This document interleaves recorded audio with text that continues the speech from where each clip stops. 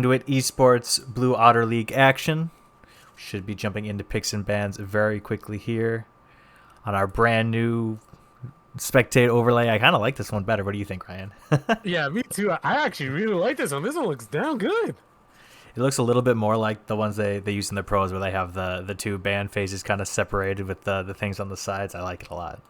I've never seen this one before, so I'm excited. It feels professional. So today we got Conduit Esports going up against NADS. Now, I don't remember what it stands for. Nails. It is Nails and Day Spa. I made sure to ask ahead of time because I wanted to make sure to say their full name at least once Perfect. at the start here. Nails and Day Spa. Yeah, we're just going to go ahead and call them NADS. But Yes. we do see picks and bans rolling out very quickly here. Conduit going ahead and banning the Urgot, the Morgana, and the Yasuo. And on the side of NADS, my poor girl Seraphine is banned. Ziggs and Gragas as well. Yeah, we're seeing the Gragas return to the ban list for the teams playing against Conduit because it was something we saw in scrims. It was banned basically every game, and then the first 5 or so weeks of Blue Otter League here, we haven't seen it banned, and then we haven't seen Conduit play it at all either. So interested to see. We still don't even really know who plays the Gragas on the side of Conduit because we haven't seen it. So we're not seeing it here. We're seeing Caitlyn first picked here for Conduit. It's going to be for Genetics there in the bottom lane. Caitlyn, pretty good pick right now. Safe laner, lane bully, trying to get 15 plates in a game, which is really easy on Caitlyn here. And then they're taking away the aggressive support option to pair with that is NADS. They're picking that one up for themselves as we see what their second pick here for round one will be. So Caitlyn, to be honest, Job, I haven't been seeing too much of her myself. Now, how are people building her lately? Like, I remember I hopped into the game one time and I did see her actually building lethality. I don't know if that's actually a viable build now or. I say it's pretty good and been playing a lot because I watch a lot of Double Lift when he streams, and he's been loving the Caitlyn recently, and he plays around with a couple of different things, and it's honestly pretty matchup dependent. He said if you're playing solo queue and want to just try and carry games, you should go shield bow on everybody because if you die, you can't carry games.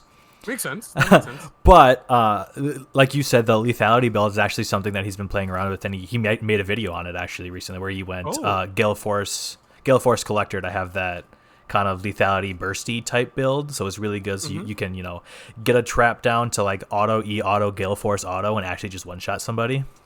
Right. And then if not, you have the ult to just finish him off. Right. Exactly. So. It looks like we're going to have both bot lanes rounded out early here. We saw the Jhin get picked up here to combo with the Amumu. Really good. If you land a bandage toss, you can land the Jhin W right afterwards and get a lot of damage down that way.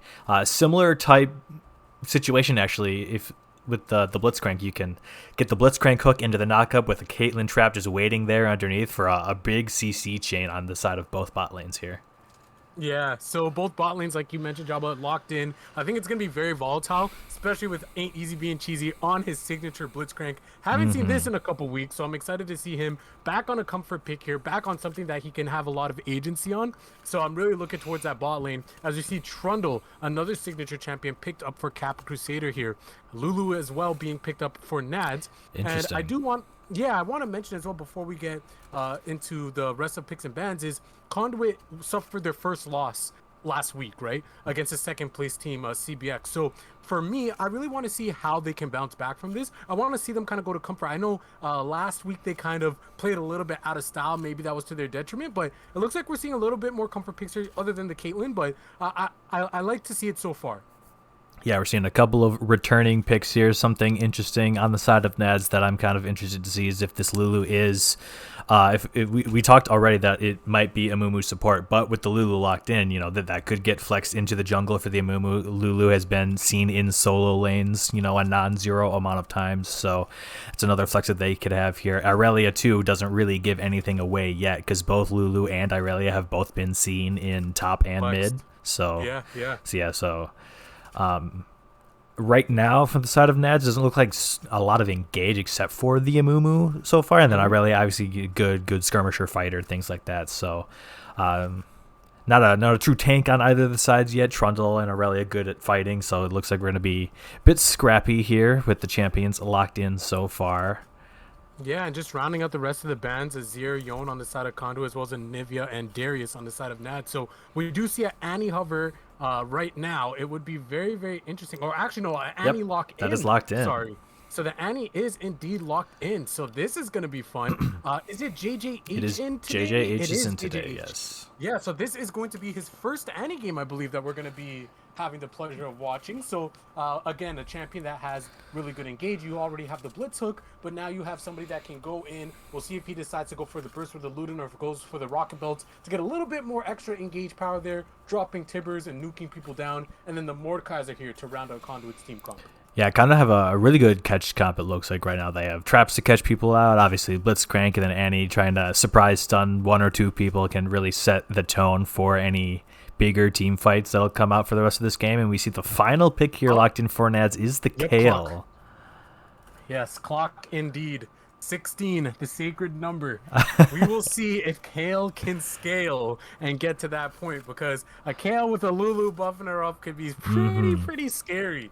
Overall, what do you think, John? What do you think about these team comps?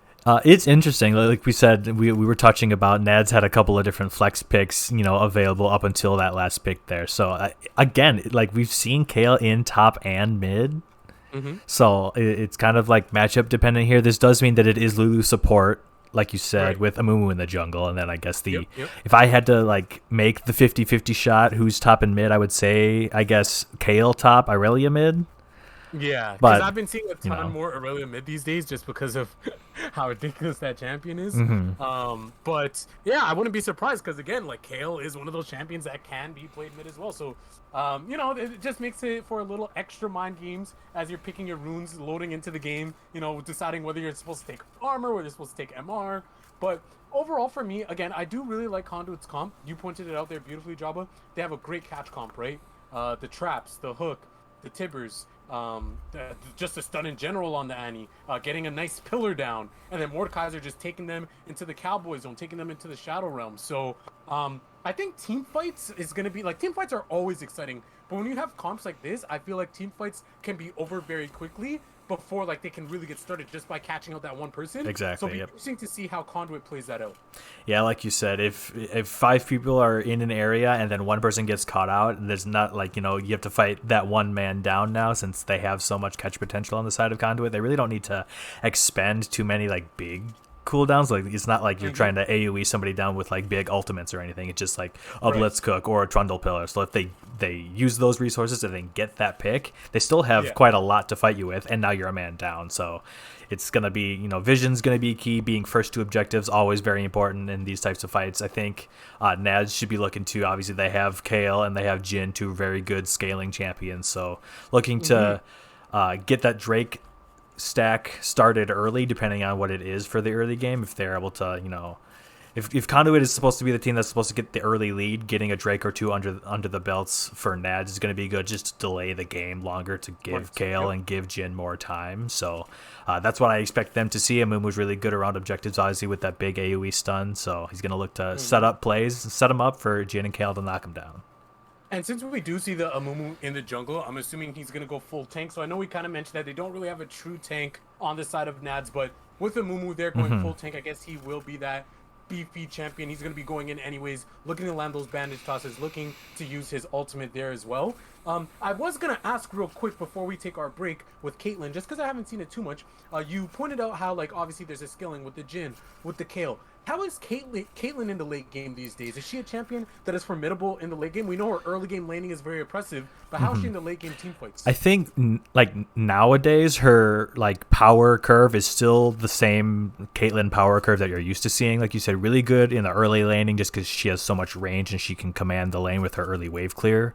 And then she has that classic Caitlyn like mid game kind of slump that she's had, historically when like everyone's on like 1.5 items or so. She kind of just like sits mid, clears the wave, and then like maybe gets the tower. If you're ahead, you can make a lot of plays with the Caitlyn early just because you can move her around the map and start chipping away at those towers, trying to get as many turret plates as possible. But when she comes online, and since they have so much pick potential on the side of Conduit for Caitlyn to just kind of just sit back there and fire away, it's gonna she's gonna put out a lot of damage. And like you said, Amumu the only true tank on the enemy on the side of NADS. So if she's able to like sit and shoot at the Kale or sit and shoot at the Jin.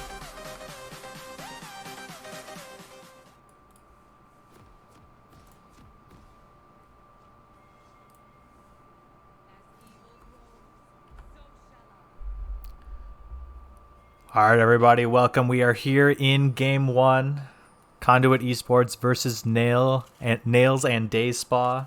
I'm gonna try to remember what that all is, but so we don't have too much time to do an intro because it looks like Conduit's got a level 1 planned here with their Blitzcrank, trying a topside invade. But it looks like NADS have their level 1 counter in place as well, but it's just on the wrong side. Yeah, I know. This is actually pretty funny. I kind of wish that Conway went in and threw their bot side so we could see a little level 1 scrap and just see the game in an extremely accelerated pace. I feel like that would have been really fun, but you know, it is what it is. Both sides just, you know, getting down some vision, knowing where each jungler is more likely to start. And it looks like we're just going to see a basic start to this game and not a bloodbath.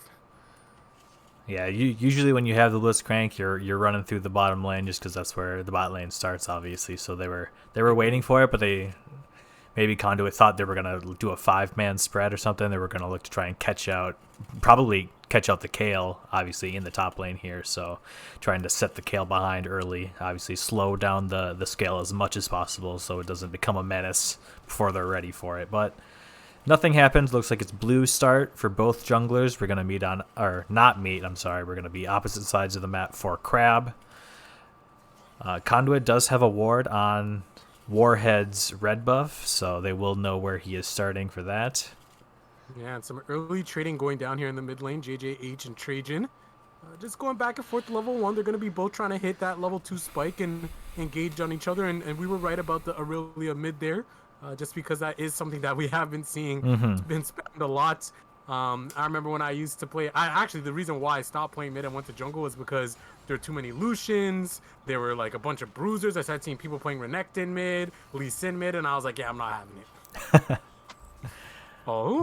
We see the stun actually lands. Trajan doesn't decide to go in because he is right under tower. JJH is, and he would have got there. So, you know, just asserting some dominance. Yeah, just trying to survive in the lane here is what you're trying to do. It's obviously melee into range, has the corrupting pot there for Trajan, so looking to just survive here. As we see the first hook of the game go, it was stopped a little bit short there. Got to wait another 15 seconds before we have the potential for some more action. Yeah, as we see Trajan going, but here's Kappa Crusader stun online for JJH being used here, and it looks like they're going to try to turn it around. First blood goes to Trajan, but the tower shot hits him, so the kill is traded back, and that's Kappa Crusader with the pillar. He should be able to take down this Amumu, but doesn't want to push his luck as there's a ton of minions there, and it's trade kills going out. Trade kills going out. Good job getting the first blood there on Trajan. Does use the exhaust to make sure he stays alive just that little bit longer. JJH using both summoner spells in that engage there. So flash advantage here for the Aurelia in the early game. It is a 1-for-1, so not too bad. Oh, we see a hook though. Ooh, nice hook from Ain't Easy being cheesy, and just like that. Oh, but the shielding from Inspire, PL Inspire, saving the life of 7 Rooks. Not bad, because any other champion, well, maybe, you know, if it was like a Sonar or something, or maybe a Nami might be able to survive too, but without an Enchanter support, 7 Rooks was dead there. Kappa Crusader looking again. Both junglers actually just setting up a bit of a tent here on both sides here, just hanging around. It's so funny, right, Java? Because it's like both junglers are just there at the exact same time. And I don't know if it was really quick, but I don't know if you saw Ain't Easy being cheesy actually pulled the Jhin over a Caitlyn trap, so he was rooted when he got there, and then they also got the knock up, so that was the fully extended CC chain that they can get. That they didn't have to worry about placing a trap down in the middle of it. It was already down, and Ain't Easy being cheesy positioning himself to pull someone over the trap so it roots them on the way. Right, and I always find that to be interesting, but what's more interesting is this fight here in the mid lane. Trajan trying to get away, easily able to dash through, but there's Cap Crusader with a nice pillar placed down. I don't think they'll be able to kill Trajan here as the Q comes out. The flash actually gonna have to be used by Trajan, so actually might have been able to kill, but here on the top side, here's Warhead on top of Squig, and there's Diet actually flashing in, trying to go for it, but unable to pick up the kill. Here in the bot lane, we see some more action, we see another hook, we see a knockup, and we see Genetics trying to get the kill. Heals coming out, Ain't Easy being cheesy, able to take down 7 Rooks, but the kills are traded, as we see in the mid lane actually, that JJH is going to be able to pick up Trajan as well. There's actually just 3 plays happening simultaneously. It was... And take a look at the top lane here, Squig. Oh, okay. Trying to get a little bit of revenge, but kill not coming out. Sorry about that, Jabba. Go ahead. I was just gonna say, yeah, there's a lot of action happening already. There's a top lane and a mid lane gank from both on one side for each team, and then just straight up 2v2 scrap there in the bottom lane. We saw, you look across at the summoner spells. Basically everything used except for Ain't Easy Being Cheesy's flash is the only summoner spell left up right now. So they're probably calling for Capra Crusader to come down there. Doesn't have his flash, so it's a little difficult, but he can still try and position himself with that pillar like we've seen him do already. Both junglers on the bottom side of the map now. Dragon is obviously the first objective here on the map. So with all those summoner spells being burned, and people have gone back and had their first buy, it looks like Genetics went for full tier 2 boots first tier, while there's a Noon Quiver in response here for Rux. I would not be surprised if we saw some early Dragon action here. We actually see Trajan on the Aurelia roaming up to the top lane right now. Squig might be a little overextended, but...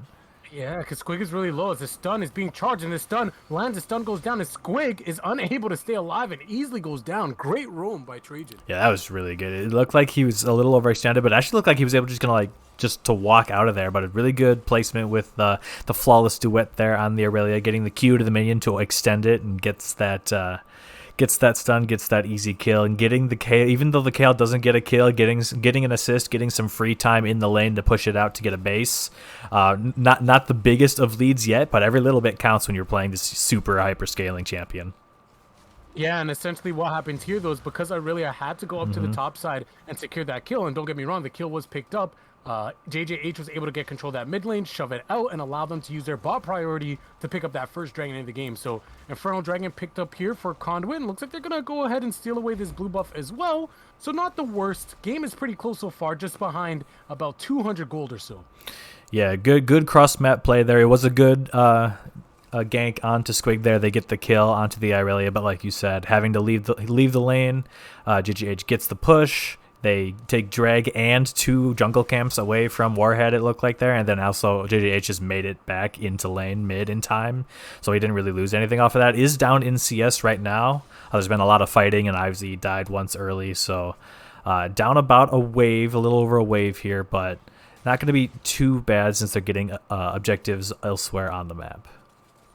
Exactly. It's just one of those things, right? You try to help your team, or unfortunately, if you're not able to match the roam, you just try your best. And when you're playing a champion like Annie, at the end of the day, as long as you have your stun, you're going to be valuable. You're going to be useful, right? As we just see a little handshake here, Warhead and Squig just walking right beside each other, hugging the walls, and just saying, "Hey, I don't attack you. You don't attack me. All right, deal."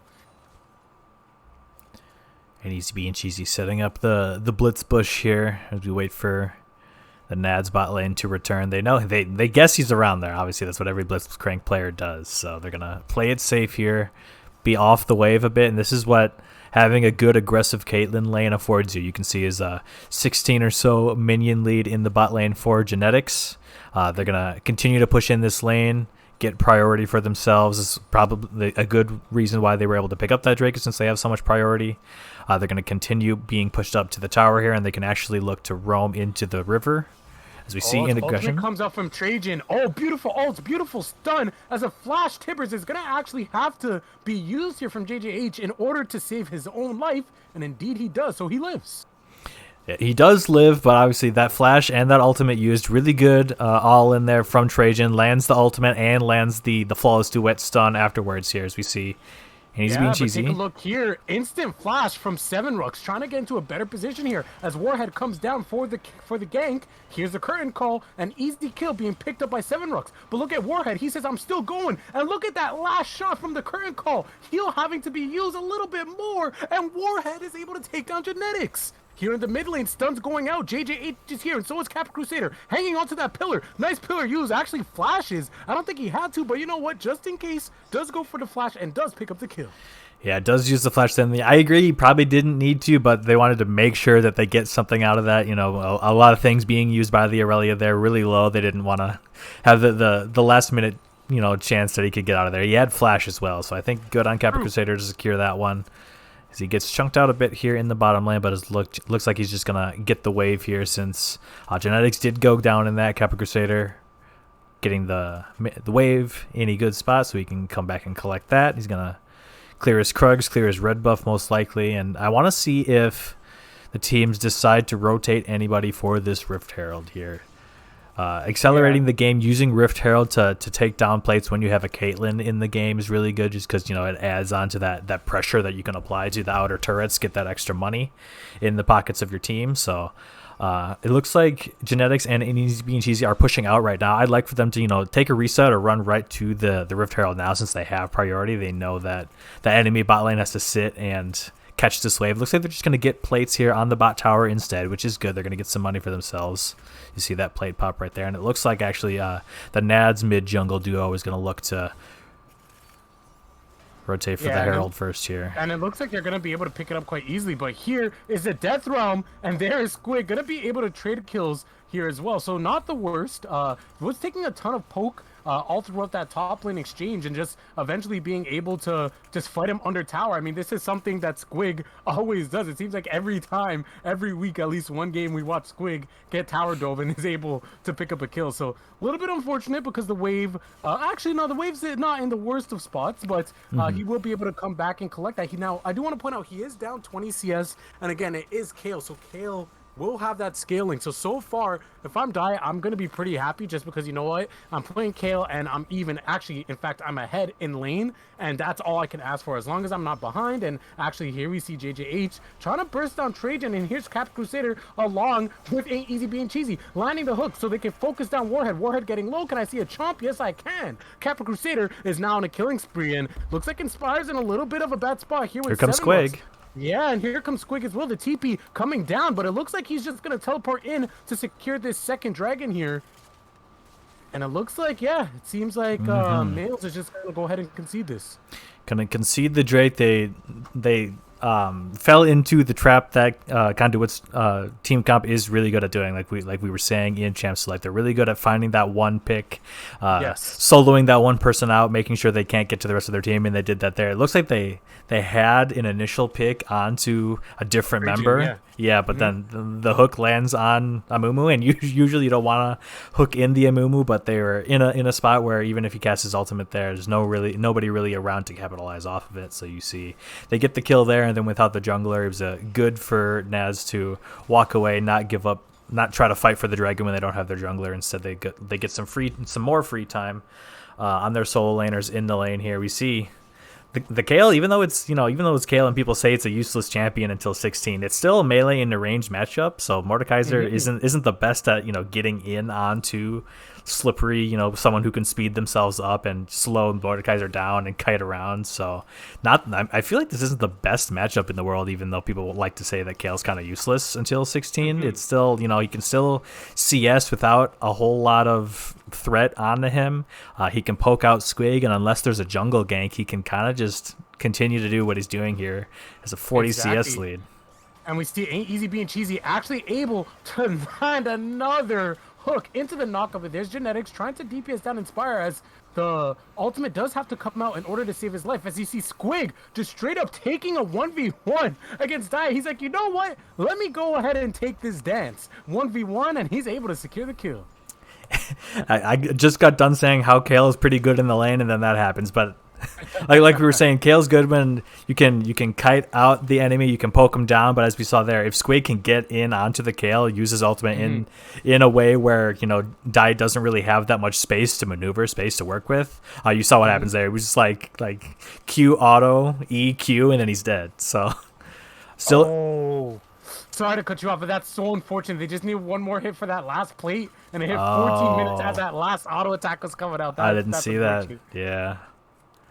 But sorry. Oh, but actually, hold on. We do see a gank. The bandage touch comes out, and there's Squig, but he's under tower, and we know what happened last time when they tower dove, so nothing gonna happen there. But sorry. No, you're absolutely right. It's still unfortunate that they weren't able to get that plate, but they do get the rest of the tower immediately afterwards anyway. So usually what you do in this case is you send your bot lane mid so they can start pushing in on that tower as well. And obviously with Caitlyn, really good to start moving her around the map, trying to get some more outer towers as we see the hook. Oh, Ain't Easy Being Cheesy being an absolute chat, just running up into the lane, and he says, yoink, you're getting over here. And indeed Trajan does, and indeed Trajan gets bursted down. Yeah, you saw good follow-up there from JJH and Kappa Crusader. Flash, Tibbers, stun already up and available. They were communicating that play there, you could tell. As Trajan just puts mid flash timer in all chat. That's kind of funny. Sorry, not all chat. You love to see it, but what you love to see even more is Kappa Crusader and 8 Easy being cheesy just roaming around the map. Kappa Crusader is now on a rampage. We see JJH poking down Warhead here. Warhead being tanky, wanting to take down that ward, but actually almost losing half of his life. I was just distracted by the random all chat message there, pinging the flash of the mid laner. That was funny. All right. But yeah, like we said, Caitlyn moving around the map here. As you see, they're going to get this entire top tower before anyone can even, be here in response for it. Trundle really good at taking towers as well, gives himself that attack speed buff, can take bites out of the tower, which makes perfect sense. Don't question it. It makes sense for me if they sent Genetics in the mid lane here. Now they can have JJH split if he wants to. Squig's teleport isn't up yet, but will be soon. It will be up before Diet's here on the Kale. So continuing to have him in the side lane obviously is going to be a good spot here. It looks like Genetics is roaming towards bot lane. Dragon is coming up here in 40 seconds, so they're probably going to move for that.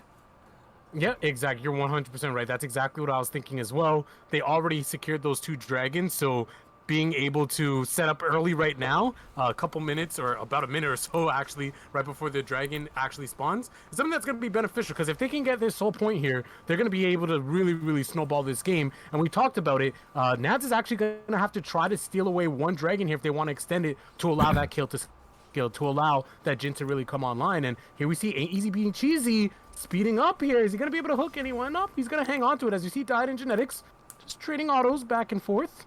We're gonna see a fight here soon, Jabba. As you see a hook actually land. Warhead is right in the middle. Warhead using his ult and actually gets used. The wall growth gets used on him, but it doesn't even matter. The pillar not ideally placed, but here's Inspired actually stuck in the death drum, and Inspired is gonna go down. So just like that, a double kill for the side of Genetics, and Squig is able to take that kill and go on a killing spree.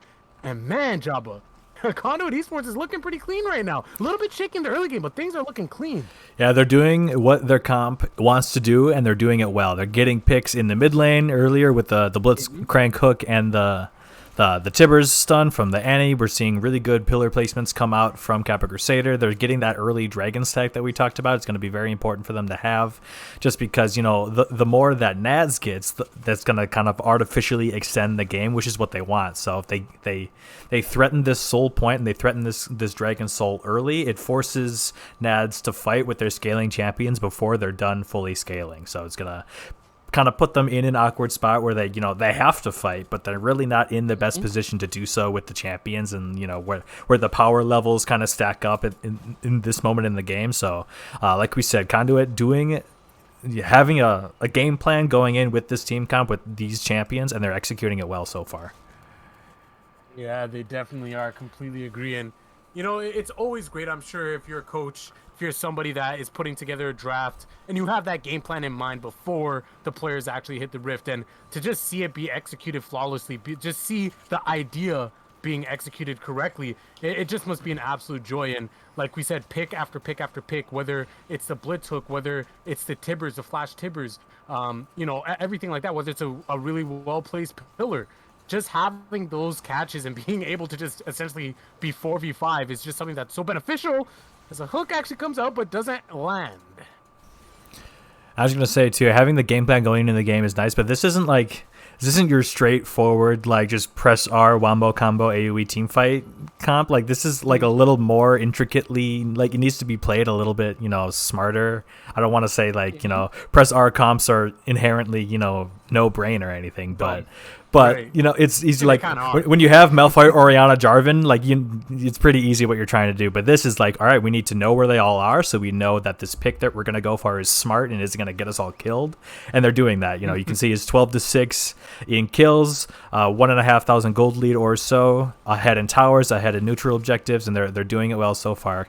Kappa Crusader is in the enemy jungle, but help is on the way. I just want to take this fight. as he is able to just turn it around because JJH is there. You are right, Jabba. Help was indeed on the way. And there comes the curtain call, looking to fire at a Capra Crusader as the ultimate comes out from Trajan. Trajan, a shutdown actually. And look at the kill ult, keeping Trajan alive. But no, I actually lied to all you viewers out there because Trajan goes down, and Spider goes down, and Died is about to go down as well. Actually flashes over the wall into Death Realm and able to ultimately get out. Yes, he is. Oh, flash! Genetics with the Gale Force actually able to pick up the kill there. So just like that, it looks like Conduit is in even more of command and control. At first it was a little bit iffy because it was a 2v1 for Cap Crusader, but he knew what he was doing. He was sacrificing his life so everybody else could eat.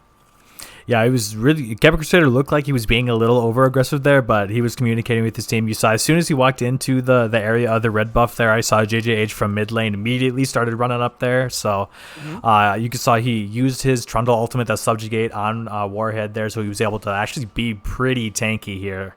Warhead on the Amumu, like we talked about early in the game. He's going to be going full tanks. You see he has that Sunfire already. Capra Crusader then just stealing all those tanky stats, was able to live for a very long time, even though Trajan did do some Irelia things there in the backline. Got a pretty good ultimate off, was able to jump around, got the Kale ultimate as well. Capra Crusader just stayed alive for way too long. Obviously did go down in the end, but able to make a lot of space for his team. As we see more pushing going down in the mid lane. The one Mordekaiser Q does a lot of damage so far in the game. And it's only going to keep getting worse from here. As we see Trajan thought that it was just going to be a 1v1 with Genetics, and Trajan actually getting chunked out here. Genetics is going up against Trajan, but goes down. Literally a single auto away. Not bad for a 2v1, but ultimately kill being donated to Cap Crusader as we see JJH just 100-0 real quick. Call this Drake. Able to pick up the kill there. It looks like they're going to be able to push this mid lane. Yeah, and they get 2 picks here. It's 45 seconds until the dragon spawns. Obviously, both those members are going to be up for the side of NADS, but that just means... Wait, actually, has Baron been... Baron's just done. Yeah. I didn't even notice that. I'm not going to lie to you, Jabba. All right, well, Conduit needs to find new casters because both of us just weren't paying attention to the minimap for about 2 minutes straight to see that Kale and Mumu were just duoing the Baron 22 minutes in. Oh, my goodness. So you know what? We were too absorbed in the fight. You know, that's I guess our excuse. So. You know, we're just taking a look at the action, guys. All right, the Baron take, whatever. Who wants to see a couple of champions wailing on a little dragon? We want to see a bloodbath. We want to see kills. So that's actually what we were doing. You guys see what I'm saying? But yeah, I know what a sneaky Baron take. Yeah. Juicy here, going for the Dragon Soul. Might be a worth it trade here, actually, for the side of Conduit Esports. It's interesting, yeah, just because obviously, you know, enemy team sneaking Baron on you, obviously not the greatest thing ever, but because they were behind, they're really going to use their Baron to, like, stabilize, and I guess they get this mid lane outer tower, and if they get a pick here onto Squig, they could probably go for top, but people are coming on the way, so it's just like, hey, oh, that was really close. Wow, that hook. Yeah, holy shit. I'm trying to get this point out before we have another fight. So it's good they get the Baron, but Conduit gets a permanent team buff kind of as the trade, and Baron's obviously going to run out. So you need to make the Baron worth it right now to get yourself into a lead to make the Cloud Soul not matter. Because you gave up Cloud Soul to go for that 2-man Baron play. It's just like, That's the fact of the matter. So if this Baron doesn't get them enough to put them in a commanding control of the lead, then I think that was an int. Even if you get Baron, you give them Cloud Soul, and then if they win off the Cloud Soul, then it was the Baron that was the int play. So so far off this Baron power play, they've got mid lane, outer tower, and then they got a push in top because I think that tower was dead already or very close to it. Yep. So far they've gotten 1 tower and a bit of farm for Dragon Soul. So far not worth, but we'll have to wait and see. Yeah, no, I completely agree. Definitely not worth it. As we see, Easy Being Cheesy being a little slick there. I thought he was going to go for the knockup, but instead goes for the hook. It does actually end up having 7 Rooks having to use his flash here as Dun comes out with Tibbers, and it looks like the Shirelli is having to be used here. And on the top side, we see a 1v1 with Died and Squig getting low. It looks like the push is going to be continue on in the bot lane as the tower is going to be destroyed. Yeah, so that's tower number 2 for the Baron power play here.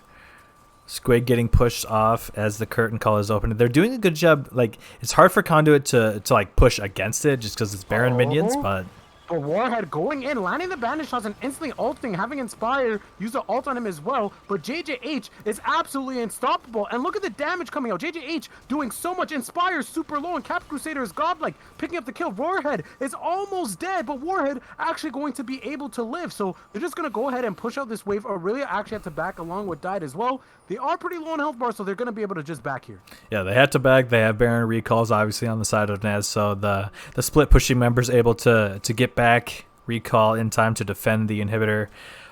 Something that's kind of interesting me here is that, you know, Trajan doing a good job in the split push using this early Baron that they have, but he does not have teleport this game, went exhaust. So if they want to go for this like 1-3-1 split push kind of style, they obviously only have the one teleport. So if he was making use of the Baron there while they had it, and I think it's gone now. He was able to get that bot lane tower and then most of the second one. So it's 2.5, 2 3/4 towers there was the total kind of prize there for that early Baron take. They're going to have to use their side lane pressure now to make sure that they can fight over the Elder Dragon or the next Baron coming up in 2 minutes. Ooh, Genetics a little caught out, actually. Trajan actually missing his stun, but ultimately going to be able to land the ult. Flash over the wall from Genetics. Genetics going to live. He's a bit overextended here. Obviously, this tower's gone and didn't really know where the Irelia was at that point. So good to get the flash out of the AD carry there. Has to use his own, doesn't get the kill, but we see a catch. Yeah, and we see a kill. Indeed. And kill indeed. So you see a nice pillar coming out here, Inspire, trying to have to get out of there, speeds himself up. But here comes Warhead, landing the bandage dodge. But I don't know if that's a fight you want to take, Warhead, as he now gets yoinked, he now gets knocked up, and he now actually lives. Psych, he actually stayed alive as the curtain call comes out, and look at Tibbers trying to be a blocking Chad, but nope, the fourth shot shut down Ain't Easy being cheesy. Honestly, in those type of situations, I never understand why people are walking back and forth. Just stand still and have one person stand in front of the other person, but 7Rux is able to pick up the kill. Yeah, Gavin Crusader was healthy enough to, I think, just stand in front and tank all of them there, but Ain't Easy being cheesy thought he had his dancing shoes on there, but not in the end. Missteps once. It was a really clutch polymorph there from Inspire to save Warhead's life at the end of that. So able to keep his jungler alive. Looks like Epic Crusader's going to pillar his way on out of here. Squig has been doing a good job in the sideline here. They have a top wave pushing right now, so Trajan's going to have to catch that. We see Squig in behind, though. Yeah, Squig in behind, but look at how much damage Zed's actually able to pump out now. Like, this is getting absolutely scary. They are behind, but if they're able to actually get a fight on their own terms, if Warhead is able to find the engage that he wants, I think that they can actually win some team fights here. As JJH staying in the cut here, trying to surprise them, trying to be a little bit sneaky. Ain't Easy being cheesy, looking to land a hook, but unfortunately unable to. Yeah, like you said, if Warhead is able to get a good ultimate off in these fights, catching somebody out, the Kale is online at this point. 3 items, level 16. This is a good place to fight. Yeah, and there's Squig actually getting caught out, just as you said, but Squig immediately taken to going into the Shadow Realm here. Squig is going to go down, flashes over the wall. Nice! Tibbers ult! Beautiful from JJH. That alone might turn the game. Kappa Crusader is legendary, just like that. Kills are flying out. Hooks are coming out. Inspired goes down. Diet trying to stay alive, but Diet dying. And just like that, what a clean team fight, JJH, you beautiful beast. JJH actually hits just like a 4-man anti-ultimate there. That was ridiculous. Yeah, Squig staying alive just long enough. It was really good. He took the Irelia into the Death Realm there. Did have to flash away, didn't get the kill, but he was alive for just long enough because Genetics wasn't there for the start of that fight. Genetics wasn't even there for when the Tibbers ultimate came down and got the big stun, but he was able to get there, clean it up, used his Caitlyn ultimate to snipe away a kill, and then they were able to. It was good team fight all around. I thought it was going to be a really good fight for NADS there. They had the corridor, they had the Amumu locked up in front of everybody, in front of the Kale, who was just going to be able to shoot those AoE auto attacks. Now that he's level 16, has that AoE true damage with the Riftmaker as well. It looked really good, but it was really good team fighting, really good AoE catch here from JJH. That means they're going to get the team fight win, they're going to get the shutdowns, they're going to get the Baron, and they're going to get the Elder Dragon buff here. Man, what a dominant win right there. Like, just being able to take everything off the map, as you said, Jabba. And it's actually kind of interesting, like, Death Realm MVP right there because you know that Trajan was communicating, saying he's super low, he's right here, and they're just following the blue things on their screen, trying to just all be clumped up and trying to secure the kill. And just like that, JJH is like, "Oh, nice, you guys are all clumped up for me, thank you," and just drops timbers on their heads. Exactly. So Yeah. that's where I'm kind of baiting them. Yeah, because like we were saying, it's a bit of a catch comp here from Conduit. So like when you think catch, you think catch as in one person, not catch everybody simultaneously, and that's what JJH did there. Good on him to using his Annie mechanics, super mechanically intense champion, Man, but what a hard champ. but able to make it count when it is important. Gets the 4-man Annie stun there, then it's just curtains at that point. Not the curtain call that Jin likes either. Nice, and with that push, as we're talking about the Baron buff, the Elder buff, taking that inhibitor, they can't really fight them here because I feel like if they take a fight, they just die. As we see, they have to fight though. JJH is now godlike, and take a look at those dragon noises as the Elder's putting in so much work. The first Nexus tower is destroyed, champions going down, and I think the Nexus is soon to follow as another hook actually lands. Everybody is dead, and just like that, the Nexus will be dead as well. They're just chilling, they're just looking, and the Nexus explodes. Game number 1 goes over to the side of Conduit Esports. Really exciting game 1. It was pretty interesting. In the early game, we said Conduit was going to be the one that had to kind of make the moves early, and we saw a lot of fighting. It was three lanes at one time at certain points in the game here. So the Kale play was good. Obviously, we saw him get the 1v1 kill, got the trade kill underneath the tower, which is, Kale's not supposed to do anything, and he's still, Right. making plays for himself, which is good. It's just, like we were saying, if Conduit was able to get the early game lead and get the dragon stack, it was going to have to force the Kale and force the Jin, who needed more time to scale up. It was going to force them to fight earlier than they were going to be comfortable doing, and that's what we saw here. That they were able to kind of pull them around the map a little bit. They had to go to the dragon, even though they traded Soul for Baron. It seemed good at the time. Well, you got to think about though, just like the amount of time it takes you to sneak the Baron. You lost 2 kills because you weren't able to like rotate and help your team because you're busy doing the Baron, and then you lose the Drake itself, and then you didn't get enough to make it worth it. So it was, the Baron was a bit of an interesting call, in my opinion. Yeah, I completely agree with you. That, I mean, it looks cool, in solo queue, if you can pull it off and all that, it's pretty cool. But again, an organized play, especially when the enemy team is on soul points, I don't think that's the right call there. So at least that Blue Otter League is best of 3, right? It's first to 2 wins. So hopefully they're able to review that and realize that what, maybe this wasn't the best call, maybe this wasn't the right call. Let's focus up, bounce back in game 2, and try to adapt. And honestly, I think for both of us, I don't want to put words in your mouth. I don't want to put your vote, Jabba, but I mean, JJH had to be the MVP of that one. I mean, the team itself was already starting to look a lot more dominant. They were winning fights and things like that. But I'm sorry. I mean, recency bias, call it whatever you want. But that ultimately was beautiful. I agree. Yeah, that last team fight obviously making a big impression in our minds. But we even saw both the junglers making moves around mid early, and JJH Kappa Crusader doing well to kind of move around in the mid lane, as well as move around to the dragons and things, getting that early stack. They were able to, even when Ain't Easy Being Cheesy came up on the Blitzcrank, whenever there was a hook, there was an immediate flash ulti from JJH, always capitalizing off of his team's other catch mechanics. So I agree.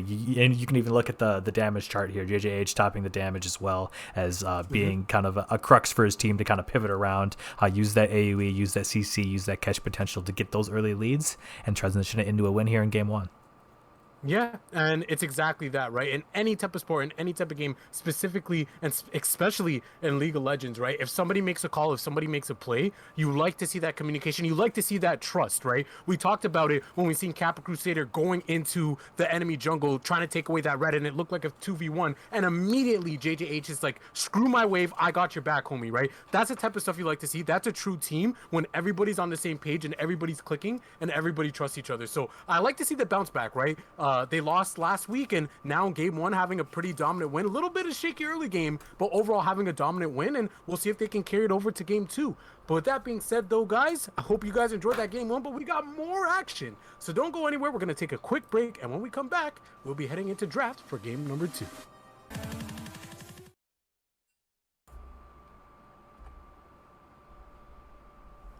All right, welcome back, everybody. We are already into picks and bans for game number 2 here between Conduit Esports and Nails and Day Spa. Java 2000 here again with Ryan M. We're waiting for the bans to come in. Wow, and right off the bat, Yeah. NADS just straight up bans the Trundle. I mean, Cap Crusader, again, it's one of his signature champions, and he really performed in game 1 on it, so not surprising to see them go ahead and ban that, and they actually banned Ain't Easy Being Cheesy's Blitzcrank. Thank God. I've always been saying this champion needs to be permanently banned against Conduit, because this guy's an absolute smurf. On the side of Conduit, they do decide to go ahead and ban that Urgot again, though. Yeah, it's hard when someone has a pick like that isn't really meta, because then if you leave Blitzcrank up, it leaves a lot of really strong, just generically strong champions up if they're in the meta.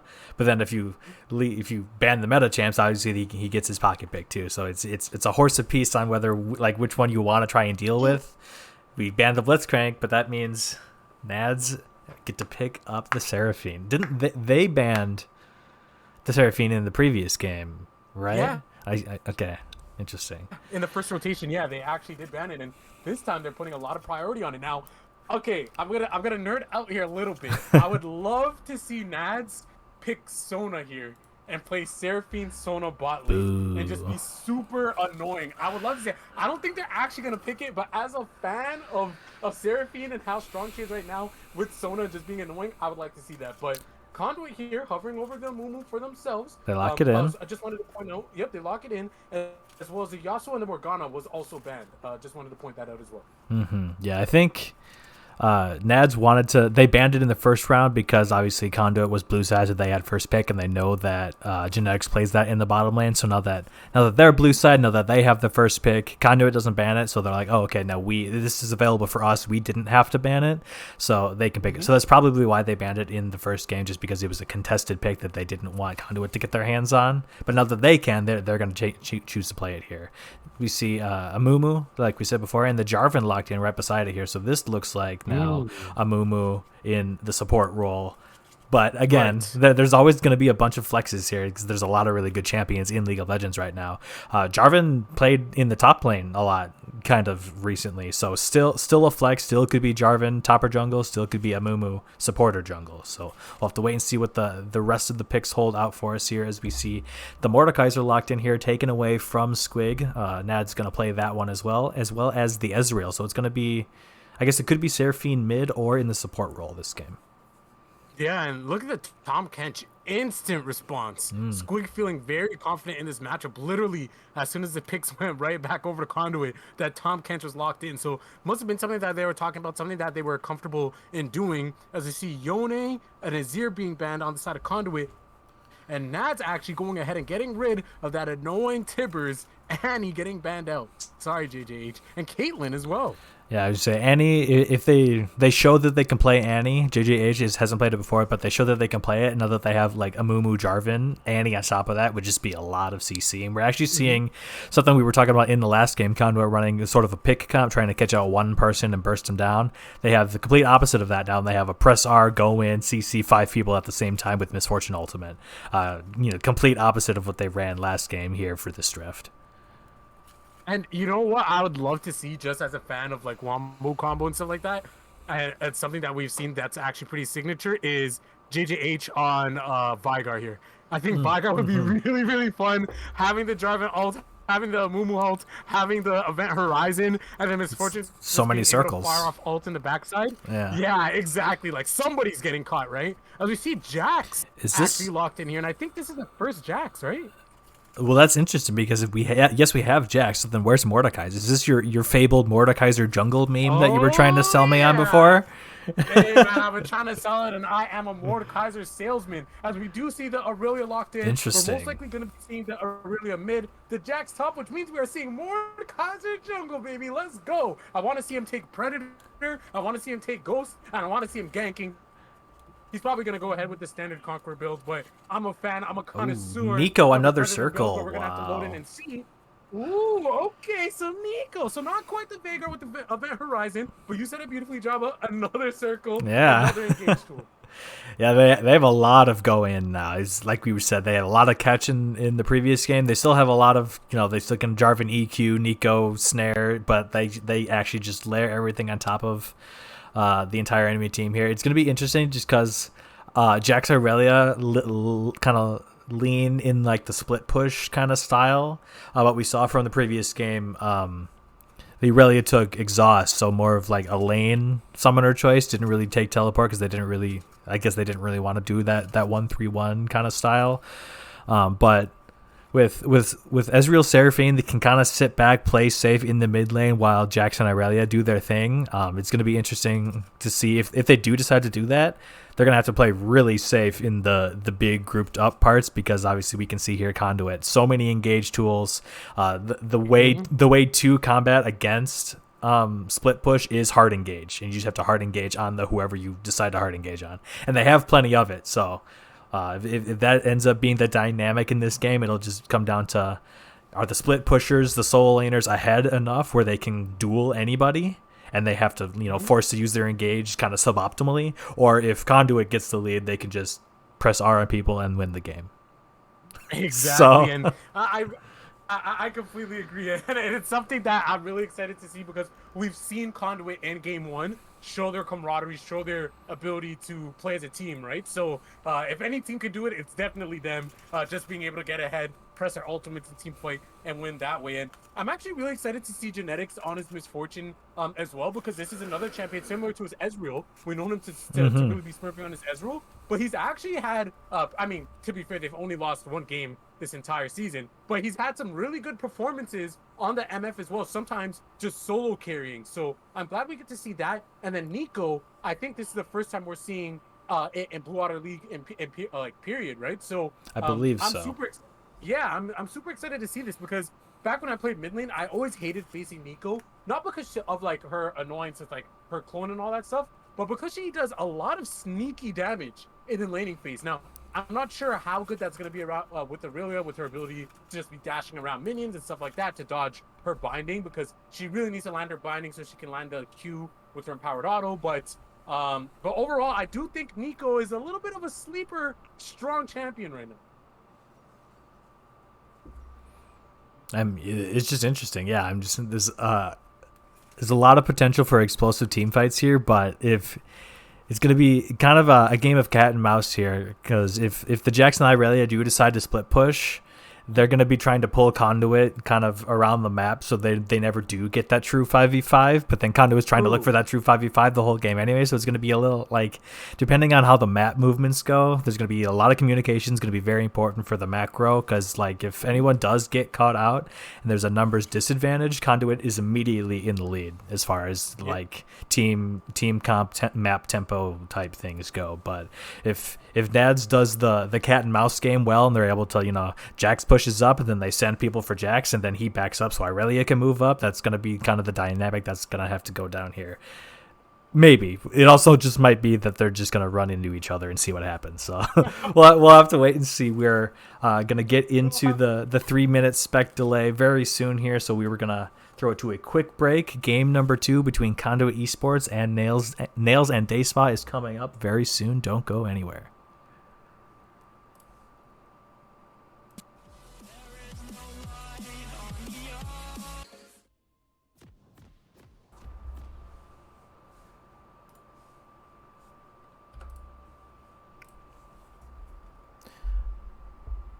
All right, welcome back, everybody. We are in game number 2 here between Conduit Esports and Nails and Dayspa. An interesting development here is actually Jax in the jungle and Mordekaiser top. So not the Mordekaiser jungle meme dream that Ryan wants it to be, but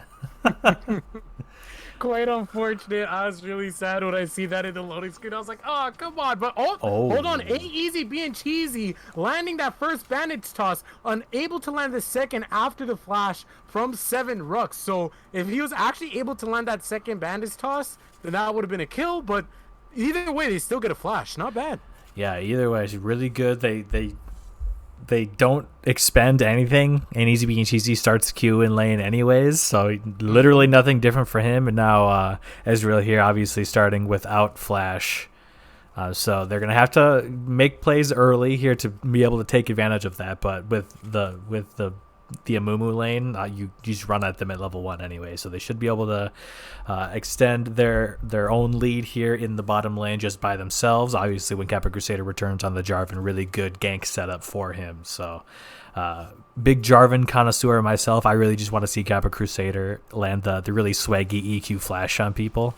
As we see a bit of a fight. Fight happening here in the top side. Diet was just waiting, cheesing Squig here, and able to take him pretty low. So not a bad cheese play there.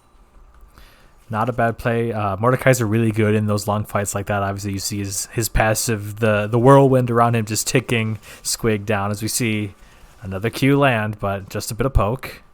Yeah, just a little poke, but still half HP going down. Gonna have to chug potions here. Gonna have to try to regen, maybe not, but overall, you know, we're seeing some things happening. We're seeing some fights happening, and I love to see that.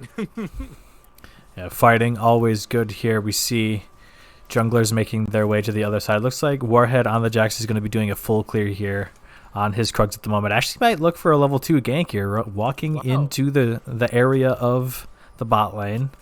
Yeah, did ping his E, is on cooldown, but it looks like he's actually walking back up now.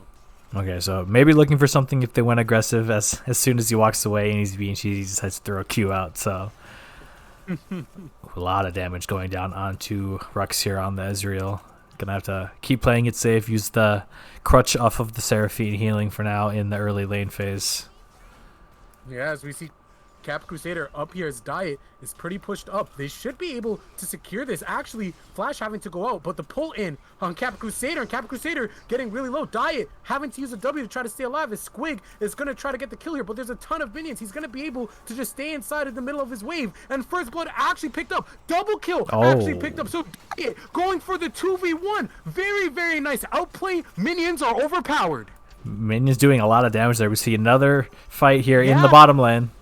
Bottom lane ain't Easy Being Cheesy being a little bit too aggressive, and Warhead slowly making his way down here, but making it count as he's able to get the gank and able to get the kills. Genetics now in the wrong side of the map here in the enemy jungle. Gonna have to flash away, gonna have to heal, but I think it's not gonna amount to anything because Trajan is also on the chase. Warhead able to land the Q, able to land the stun, and now he's in between the 2 towers, so he's just gonna go down, and another kill gets donated over to NADS. Oh my god, this is actually such a stomp this early.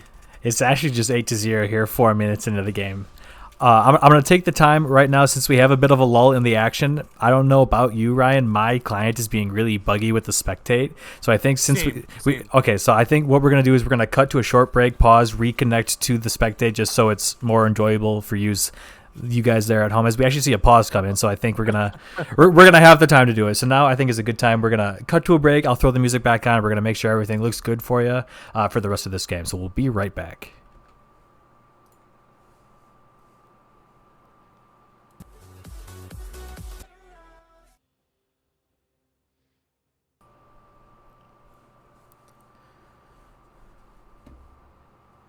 All right, everybody. We're hoping that the weird bug is fixed now. We're gonna hop back in game and show kind of what's happened in the brief time we were gone.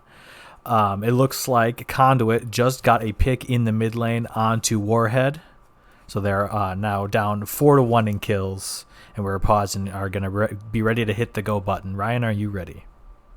Yes, I am, sir. Go ahead and count us down. All right, on go. 3, 2, 1, go. Awesome. We are back into the game, back into the action. So scores are actually 4-1. The spectator bug did also show up for me that it was 8 kills. It was like doubling everything. Yes. It was doubling the CS, it was doubling the kills. As ain't Easy Being Cheesy, unable to actually land the bandage toss there. Quite unfortunate. But yeah, looks like things are back to normal now on my end, Jabba. Yeah, it was doubling kills. It showed that Rux on the Ezreal didn't buy items for me, and there was no death animations. It was weird. I don't know how exactly it translated to the stream, but it was interesting to say the least. Yeah, I don't know. I think the spectator client's been really bad the past 3 weeks, honestly. Because remember, I was having issues at first, and then we both had issues the week before. But why are we talking about issues when it looks like Trajan's got issues in the mid lane? Just like that, a sneaky kill picked up for JJH. So JJH actually 2-0-0 on this Nico. And hey, I said it. I said in champs, like this champion does some sneaky damage. I was gonna say, yeah, Trajan was started off that fight, around 25% HP. He was kind of just weaving around in the minions. It was just a random bind into Q ignite, and he was just dead. So yeah. Sneaky damage. He wasn't really expecting it. Trajan still has flash up and available, but didn't really even have time to use it there. He was rooted, and then he was just dead. So yeah. Trajan doesn't lose too much there. You can see he still has a bit of a CS lead and has teleport, while JJH, like we said, has that ignite, so does not have that quick back to the lane summoner spell. We see Trajan using his tempo here to actually roam down to the bottom lane area. Doesn't look like he's going to get anything done. They have a pretty good ward there, Conduit Esports bot lane does, so nothing going to be achieved from that roam there, but since he has to teleport, he gets the wave push and he can look for those plays. Yeah, and just being able to look for those plays just puts pressure on the map, right? Makes the other team have to think, have to decide, and make decisions, just because if not, they can get caught out and it could potentially be bad for them, and then the game snowballs in the other direction. But we see here JJH down there along with Ain't Easy Being Cheesy and Cap Crusader looking to start up this first dragon of the game. We've seen how good that early dragon stacking was for them in game 1, and it looks like they're trying to do something similar here in game 2. Yeah, they did a good job, Genetics and Easy Being Cheesy. They got the wave pushed in, and then Genetics actually had time to base. But we see an all-in here. JJH, the damage reduction from Trajan coming out, but I don't know if it's going to matter here. Actually, dashes to the clone in order to get closer to the tower. Dragon going to be picked up as well on the side of Conduit. And yeah, like, look, JJH is literally only level 6, only has a Hex Tech alternator, and already doing so much damage. Yeah, I didn't have the ignite there. Obviously, used it to get the solo bolo kill in the mid lane earlier. But yeah, like you said, Nico with the sneaky damage, and obviously Trajan walking in there without any vision, face checking into Nico obviously isn't the greatest thing. You get CC, the triple proc on the blooming burst on the Q into the ultimate. So even though he doesn't get a kill, uses the ultimate, just makes sure his team gets the dragon, forces Trajan to back even though he just used teleport. So JJH gets a little bit more free time on the tower, gets a plate for himself, and now has a safe back as well. So doing well, good laning here, down 20 CS, but pretty even in gold, I would think here. Yeah, JJH, despite being down 20 CS, is about 300 gold ahead of Trajan. So good laning from him so far. Yeah, definitely good laning indeed. And it's just going to be a back and forth affair here, as we do see that NADS actually do have the gold lead here. Slight gold lead, but gold lead nonetheless. But overall, not too far behind, right, on the side of Conduit. And being able to pick up that first dragon is definitely going to mitigate a little bit of that, as we see 7 Rux here and Inspire just trying to be a little bit annoying, trying to make Ain't Easy Being Cheesy just have an easy path to walk through, as the red buff actually does get stolen here from Cap Crusader, and they're waiting for him. Warhead and Trajan here. Nice jungle tracking and nice kill for Warhead. As you see Ain't Easy Being Cheesy landing the bandage toss. Flash actually has to come up from 7 Rux because ultimate from Genetics was happening on the backside.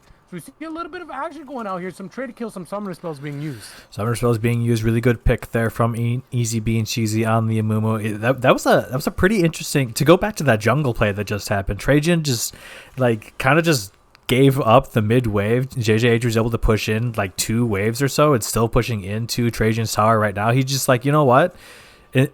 I have a good enough lead in my lane. I have the CS lead. I'm just going to go and help my jungler. So, be a little bit of selfless laning there. He gave up a bunch of waves, gave JJH the free time. But then they go in, they get a red buff and a kill on the Kappa Crusader. So you can see where the priorities are lying here for NADS in the early game here for game 2. They want to get this Jax ahead, get this Jax rolling, because then obviously it can become a split push threat here in the late game. Even from the jungle, Jax does a bunch of damage and is really hard to deal with.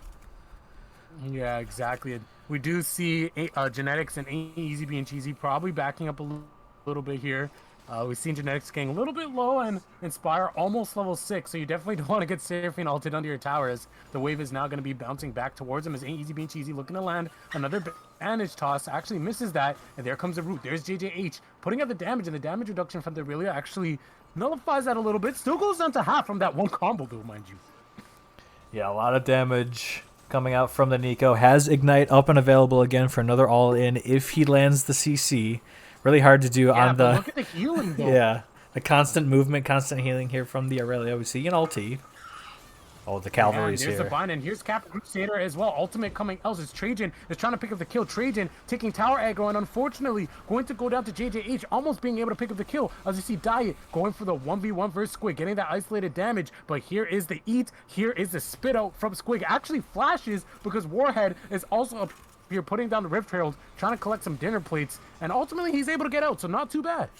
Not too bad. Does have to flash, but Diet here on the Mordekaiser used his as well. So trade of summoner spells, they're going to get a bunch of plates here, like you said. So more gold getting funneled into the Jax. So he's going to be a menace here, getting a lot of gold funneled in, has 2 kills, did steal away that red buff. So quite a few resources going into Warhead here on the Jax. You see the Heartbound axe here in inventory, which means Trinity Force, I believe. So going to be that dueler fighter Jax, and not really the anti-tanker, like tanky Jax himself.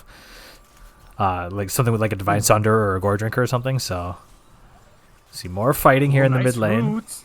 Yeah, really nice root. Is Trajan taking super low, about 25% HP. Gonna have to back up. So these fights are actually really close because it looks like Trajan's able to get some really good engages, but the counter fight, the counter engage on the side of JJH is also very strong. But Trajan actually winning out in these extended trades just because of that Vamp Scepter, just because of that corrupting pot being able to easily sustain back up, as we do see a roam here coming up from Ain't Easy Being Cheesy, trying to walk up here, maybe trying to get a catch here on Trajan, walking over ward, gonna look to clear that out. And Dragon also about to spawn as well. So Ain't Easy Being Cheesy roaming around just to make sure they can get some vision in the river here for this Dragon to spawn. Warhead on the Jax, not really in a position to go for this one. So it's another game where Conduit has really good control in their bottom lane. They have good winning lane, good pushing lane, so they can transition that into early Dragon stacks here, and it's just setting themselves up for a better mid game, better late game, just because they're playing off of the strengths that they have and the strengths in the correct locations, right? They have pushing mid that's really strong. Off of just, he has tier 2 boots and half an item, and is still really good in these team fights. So they know where their skills, their strengths are, and they're playing around them effectively. Yeah, exactly. Really knowing their champion, really knowing their strengths and weaknesses, as you said. JJH performing as he usually does, 3-0-0 on this Nico pick. 2 dragons in the book as well for Conduit, so they are still down in kills, down in gold, about 2k down as well. So 3k down. So having though that Rift Herald play, you mentioned about it in game 1, having that accelerated gold is something that's really good, and it is on that Jax. That Jax already has his Triforce. Riftmaker also built up as well on the side of Diet. So top side looking very strong right now.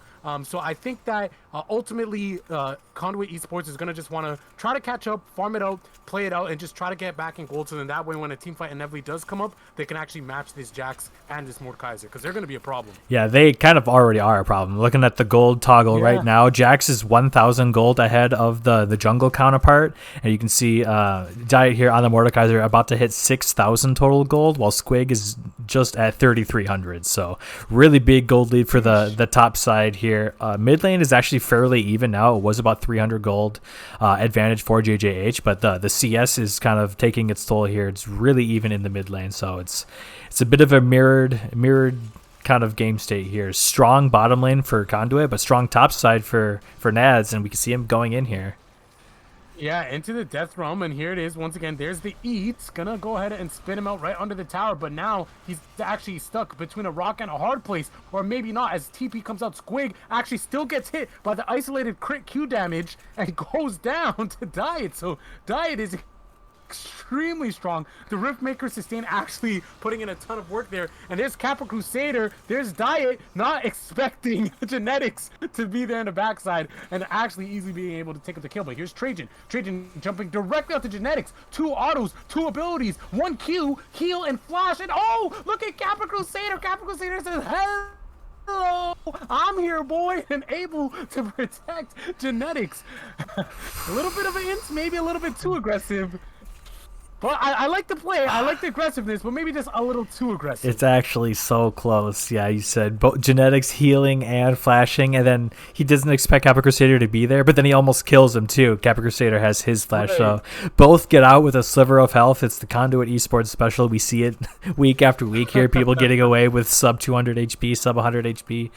Trajan's just having like a really unfortunate game because he's actually like playing like his Irelia mechanics are good. We can tell he plays a champion. He's laning well, has Right. had a big CS lead, roaming around the map, getting things done, but not quite capitalizing and getting those kills, those last final hits that he needs to make it truly worth it. Yeah. Yeah, the rest of his team doing very well. You see Dai basically living 2v1 there as the Seraphine ultimate actually almost gets that. If that lands, that's a kill onto Easy being cheesy. I'm fairly certain the rest of the members were there ready to collapse. But yeah, really unfortunate series of events here for Trajan on the Aurelia. And he's being cheesy, 2 flashes. Oh, nice. Just instantly goes for the kill and able to pick up Inspire here. And I think that this is actually a really good play in order to invest the Summoner there, because they're going to be able to push this lane here and maybe even take this mid tower, as we do see Warhead hovering over here. But ultimately, I don't think he's going to be able to stop them, as you see Cap Crusader actually here with his homies, JJH. Warhead going to have to flash towards Dia. But take a look here as the ultimate comes out, and Genetics is actually able to pick up the kill there. There's a killing spree as Trajan going up against Squig here. Squig getting super low. There's the eat. There's the tower. Is he going to be able to survive? The tower doing a ton of damage, predicting with the W, and able to pick up the kill. Squig is. It's a solo bolo in the top lane and a 1-for-0 there near the Rift Herald, so they were able to get the team fight win. Warhead not really able to go into 5 people, immediately had to flash out, and then there was a quick follow-up from the rest of the engage. They get the team fight win and the Rift Herald there in the top side of the map, and as we saw, Squig winning in the 1v1, knowing his Tom Kench limitations, holding the eat just long enough, bringing him underneath the tower, getting that shield back. It's a surprising amount of extra HP and too many tower shots, and like you said, the prediction on the W means that Trajan is unable to get out, dies again, does not get a kill, and doesn't get the objective on the other side either. So how unfortunate, Jabba. Yeah. How unfortunate. You just said it in the last fight as well. Unable to get those 2 kills right under tower, ultimately going down, and then right now again ultimately going down, almost picking up the kill. Very, very unfortunate stuff from Trajan, but very fortunate stuff. It looks like we're going to fight for the dragon here. Maybe not, as Cap Crusader actually has to flag and drag out of here. Now, they do have the Rift Herald here. I wonder if they try to push out and then try to contest for this dragon. But actually, no. It looks like they're going to try to go on Inspire. And the Rocket Belt on the backside from JJH is actually able to pick up the kill. Now, we do see Dai here going to try to take down JJH, and definitely does. And Trajan here on the backside. Will he finally be able to pick up a kill? No. As Squig is going to be here to body block. Here comes the ultimate doing a ton of damage here. It looks like the dragon is going down. The dragon is at 2k life. Are they going to try to contest it? I don't know if they'll be able to. Support pings coming out right now. Kappa Crusader saying, hold on, I want this, I need this, but ultimately does not get it, as Dai is here on the side, as Dai dies, and there's the Abyssal Dive, as Kappa Crusader, Easy being cheesy, and Squig are all in there, are all doing a ton of damage, all getting a ton of kills, and in fact, Genetics gets all of the kills, gets a triple kill, and the Rift Herald was in the mid lane the entire time, takes a mid tower and chunks out that second tower as well, and it looks like they're going to be able to pick this one up, Jabba. Picking up 2 towers in the middle lane here. Really good in team fight. The team fight lasted a really long time, so people were able to maneuver around, get their cooldowns back. Really good on Genetics there. Trajan was on him there on the Irelia and still unable to pick up a kill. It's a really good blast cone positioning there from Genetics. It got him over the wall, and then it kept Easy being cheesy on the same side with the Irelia, so he was able to just kind of walk at him, keep him locked down, so he wasn't able to get the kill. Dragon picked up by NADS, but 2 towers picked up in the middle lane as we see Diet going here onto Squig again. Looks like he'll be able to retreat to the safety of his tower. Yeah, retreat to the safety of his tower here. I don't think he goes for the dive yet. Squig surprisingly tanky here, even though he is down 50 CS. Hey, all he needs to do is just be a meatball, man. As long as he's a meatball, as long as he can peel like he did in that last fight, using the Abyssal Dive, getting in between them, allowing Genetics to fire off his ulti. As long as he can do that, that boy is definitely useful. Yeah, that was such an interesting fight because it lasted for so long, and Conduit actually held on to some of their key ultimates for a really long time. The Jarvan and the Amuma ultimate didn't really get used until like that second engage of the fight after the dragon had already gone down. So I think it was good for Nez to get that dragon there. They stopped the stack because obviously Conduit has those early too. It's going to be a really early soul again this game if they didn't get this dragon, but they didn't really fight them either, so they were able to hold on to their cooldowns. They didn't have Misfortune ultimate because that was kind of used in the jungle at the top there early in that fight, but they were able to lock everybody down, lock everybody in place just long enough where Genetics was still able to put out enough damage and get that triple kill. You can see 650 gold shut down on him right now, 2 fully completed items, 6-1-1. Yeah, really good doing the lethality Misfortune build that we've seen quite a bit here. No true tank on the side of NADS, so lethality build not as bad if you were, playing it into like a true tank or multiple, things like that. They're gonna have to pick up some anti-healing, I would think, just because Mordekaiser, Jax, and Irelia all going to be that fighter drain tank style champion. Oh yeah, and Seraphine as well. So looks like Squig is picking that up here. Thornmail on the Tom Kench makes sense. And we'll see what the itemization looks like from here. And it's crazy because Genetics is actually going to be doing a ton of damage. Yes, might not be able to maximize on the Ever Rising Moon passive of Eclipse, being able to get that extra damage out, but just being able to have every single legendary item give you 4% armor penetration is actually really huge on MF because it allows her to absolutely chunk. So having that on her side, but then on top of that, not really any armor built up. But hold on, Trajan actually gonna have to flash her. Ain't easy being cheesy. Misses the Q, actually flashes over and uses the ultimate, and boom! Just like that, Trajan goes down. The song has to be used from Inspire, but it doesn't even matter. Seraphine goes down as Warhead, now caught. Is he gonna be able to get away as JJH might want to throw out his E? But no, just decides to go ahead and shove out this wave here along with Ain't Easy being cheesy. And will they look towards this Baron? I think they might. Oh, but here comes Diet. Actually tries to hook. Unable to get it. Looks like they're not going to go towards this Baron. We do see Squig down there in the bottom lane continuing to put on pressure. But yeah, what I was going to say real quick, Jabba, was that not really any armor built up on the enemy team other than tabbies on the side of Warhead. So having that extra armor pen is going to basically be doing true damage, this MF is. Yeah, I already see it. Just 2 items built up and still doing a lot of damage here early in the game. Like we said, Squig there in the bottom lane taking that tower. Teleport up fairly soon, so he will have that to join a fight if need be. I thought they were going to go for the Baron there. It looks like they were just getting some vision. It's still probably a little bit early to be doing that without Squig there to tank it, because obviously he's the tankiest member. So it looks like we are resetting. We're going to go for the next dragon here, 35 or so seconds. Looks like Diet here doesn't have his teleport ready here on the Mordekaiser, so it looks like he's going to base and run towards it. Yep, you can see him coming out of base right now with Warhead. If Irelia is going to be doing the splitting here, obviously has the teleport up and available, as we see the rest of Conduit running through the jungle as well. All going to be joined up for this dragon. Obviously, both teams want to get this. It is Cloud Soul, so ultimate CDR and movement speed and things like that after you use yours, all really good on the 3 topside members of NADS here. Those bruiser fighters want to get in there. We see a flash.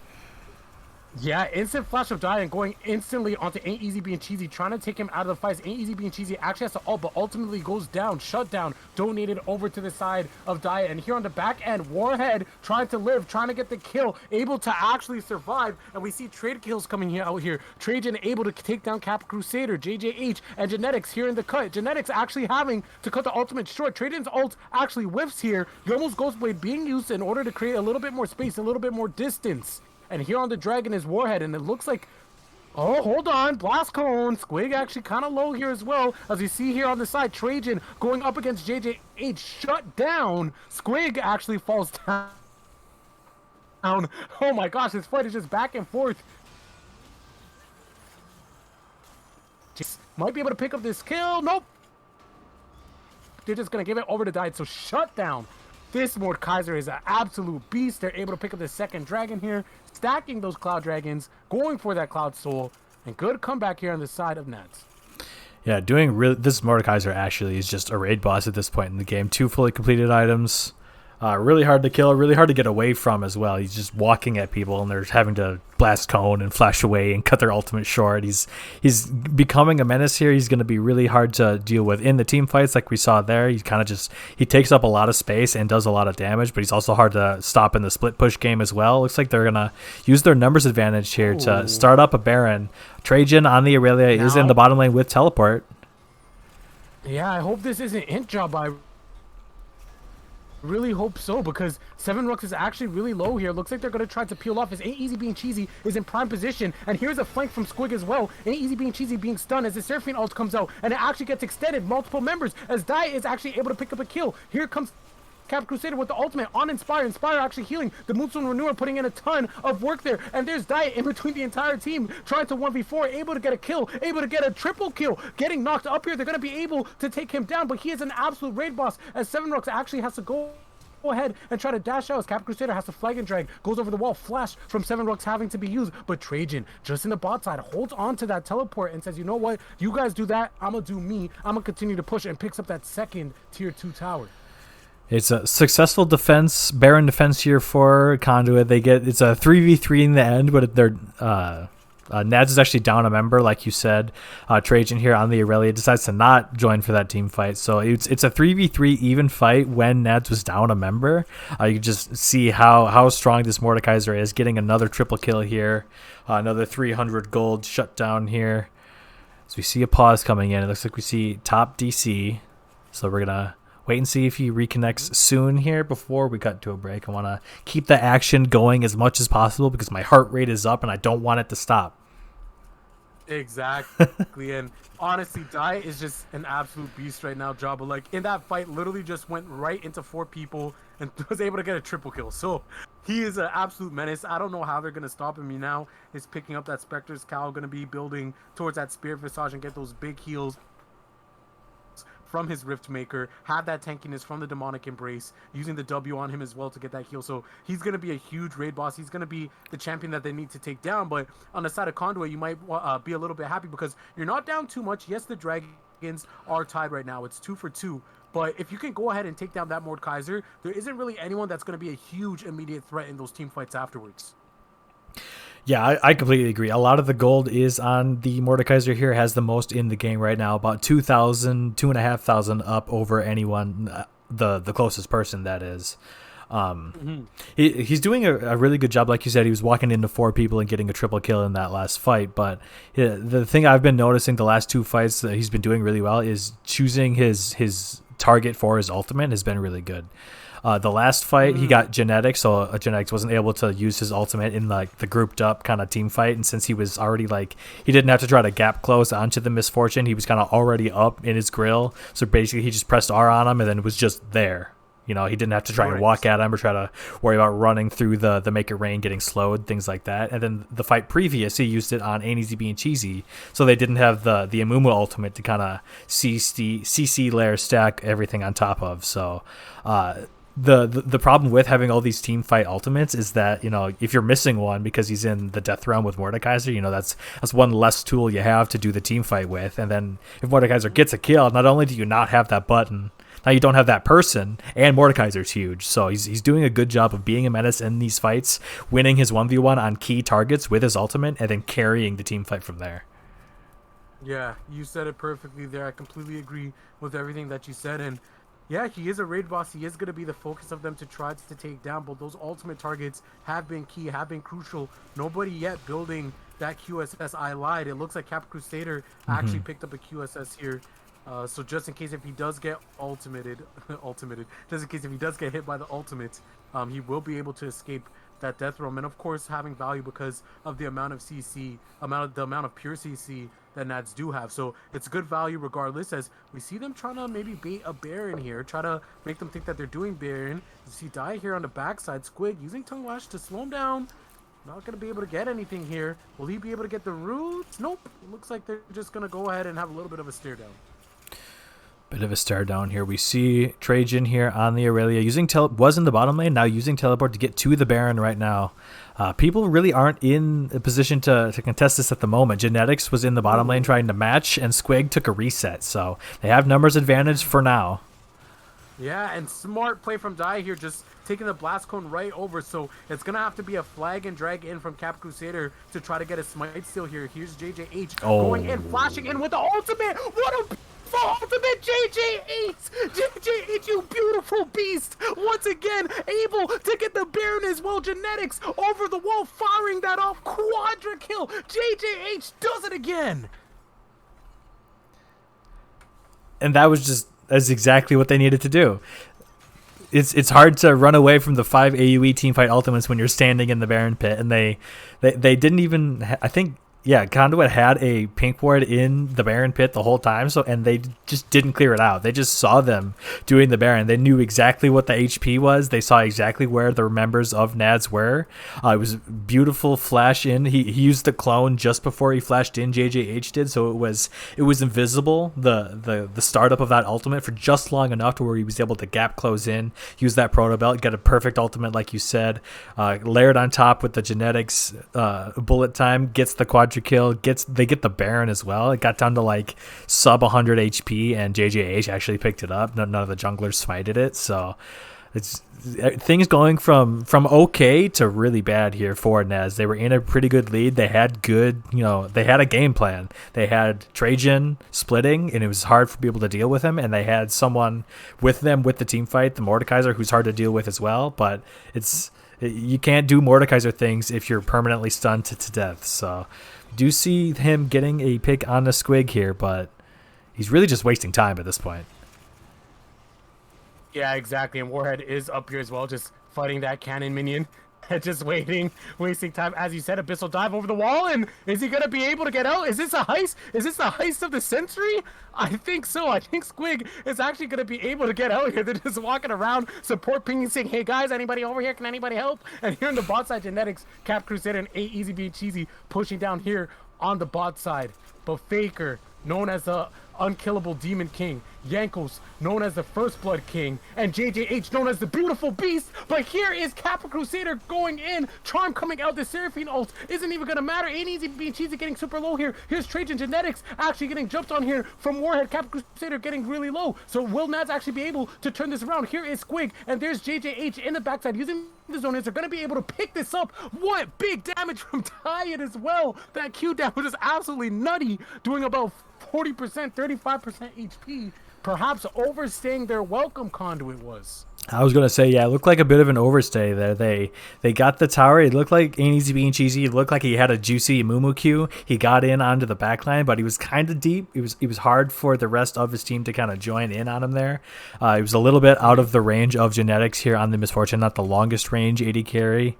But so yeah, they get a bit cleaned up there, 4 for I think 1 or 0. So throwing away a bit of their lead, throwing away a bit of their Baron buffs that they worked so hard to steal and get a quadra kill for. So not the biggest deal. They still are up 1,000 gold. They're still up a dragon and have an inhibitor in the mid lane that they can play around now. So someone is going to have to babysit that wave while we wait for the objectives to come back up. About a little under 3 minutes on both the next Drake and the next Baron. So we have some time. Genetics is going to be farming up the top lane here, while Squig is in the bottom lane with teleport.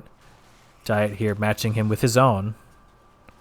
Yeah, it looks like we're going to see 1v1 and Diet. It could definitely take on Squig at this point of the game with that Rift Maker, with that Demonic Embrace. Look at the amount of true damage that he is doing. Actually going to be able to blow out the flash from Squig. So nobody can really match him in the side lane right now, 1v1. He just instantly can just run up to them and fight them. Yeah, almost full build here too. Did finish that Spirit Visage like you were saying before, and has Bramble Vest in inventory for a Thorn Mail. Pretty close to full build here. He's an 80 CS lead on Squig right now. It's kind of ridiculous. I'm going to toggle the gold real quick too. Yeah, he's 6,000 or so gold above Squig alone. So there's leads in other parts of the map, which is transitioning to this fairly small team gold advantage. But Diet really far ahead of Squig. The only person matching him in total gold right now is Genetics. But we'll have to wait and see if the split push, the raid boss, the 1-man army can beat the 5-man wombo combo here from Conduit. So far, when Conduit gets the 5-man wombo combo, we've seen that they can run away with team fights. But when Diet just gets to walk at people and kind of run around unimpeded, he kind of just gets to do his own thing.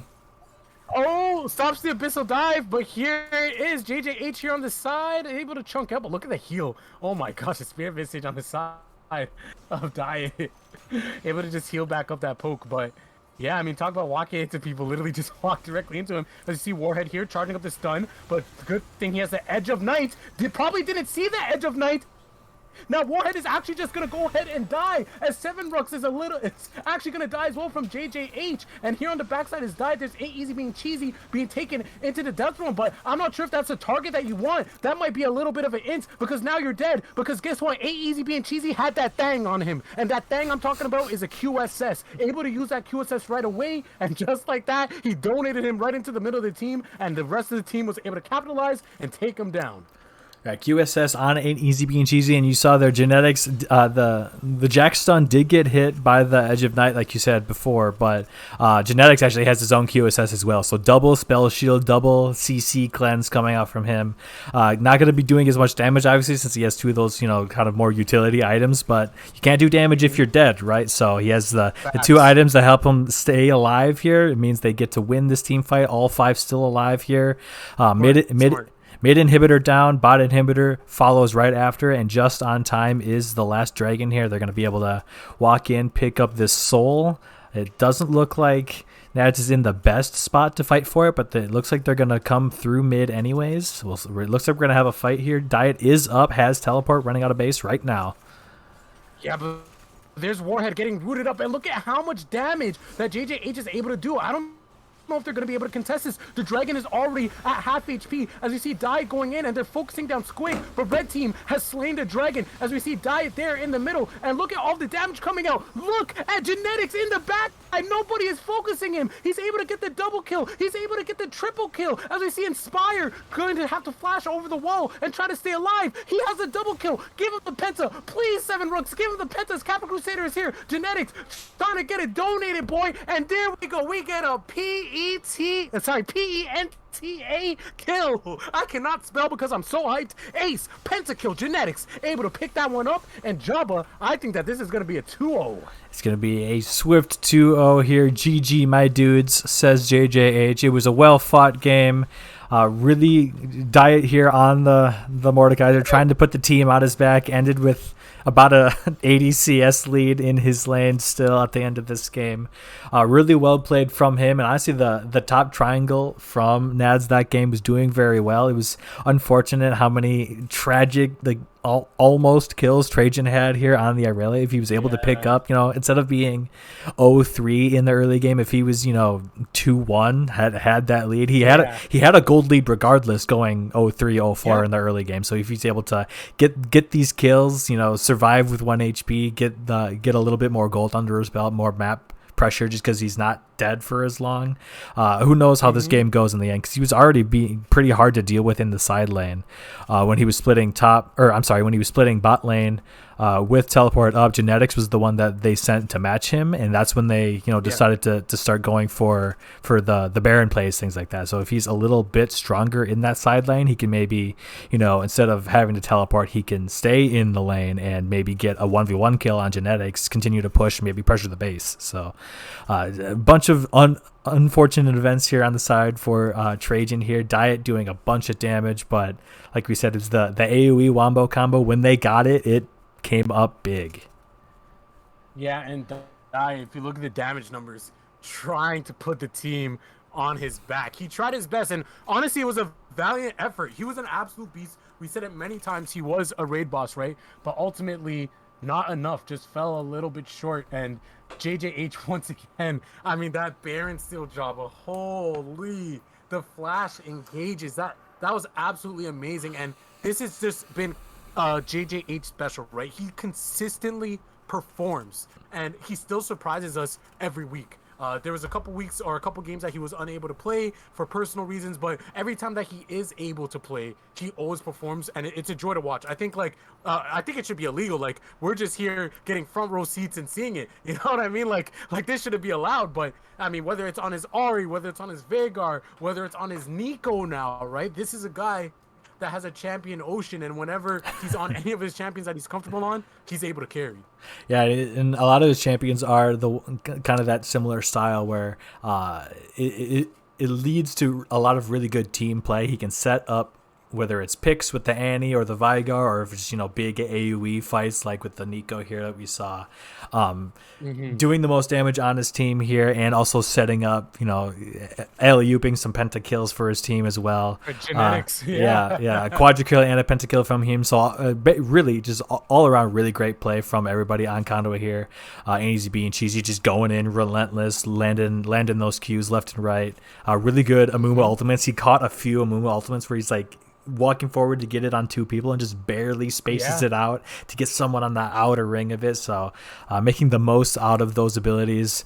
Again, I have the damage screen up right now, and the Mordekaiser are here just smurfing on the rest of the team. But it's hard the raid bosses do fall eventually when the raid boss is fighting up against a really optimized, raid party. It's still hard to 1v5 in the end. So a valiant effort, but the gear was on point. The synergy, they knew the mechanics of the fight well. They fought through the death realm. They dealt with the whelp groups, things like that. So all in all, a really fun series to watch. Even though if it was only 2-0, it was still very fun to watch.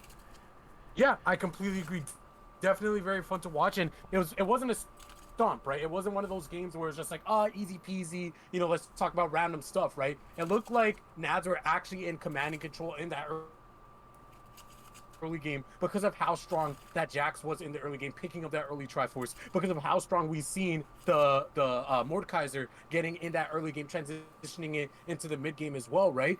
But like you said, it was a valiant effort, unfortunately falling a little bit short, but you like to see Conduit Esports bounce back after last week. That is true, yep. Disappointing. They were undefeated, losing to the second place team. They take their first L, but they bounce back here. They learned their lesson. They maybe learned some new techniques, and it looks like it actually brought them together. Their synergy was really on point. Whoever was making the calls, everybody followed through, good or bad, it didn't matter. They trusted each other, and it really showed, and it really paved through in this game. Congratulations again to Conduit Esports, bouncing back after that first loss. Like you said, they are now, this is week 6. They are now 5-1 series score on the season so far. So good luck to Nails and Day Spa. I'm going to keep saying it wrong. Good luck to them in the rest of their season. Conduit takes the victory over them here 2-0. We have been Jabba 2000 and Ryan M here for Conduit Esports again. Make sure you follow Conduit Esports here on Twitch and on Twitter to make sure you can get notifications for when they go live. We will be live here on this channel same time next week. I'm not sure what that matchup is yet, but as soon as we find out, we will be letting you all know. Thank you all again for tuning in here for some Blue Otter League Conduit Esports action. We will see you next week, and have a great rest of your evening. Take it easy. Peace.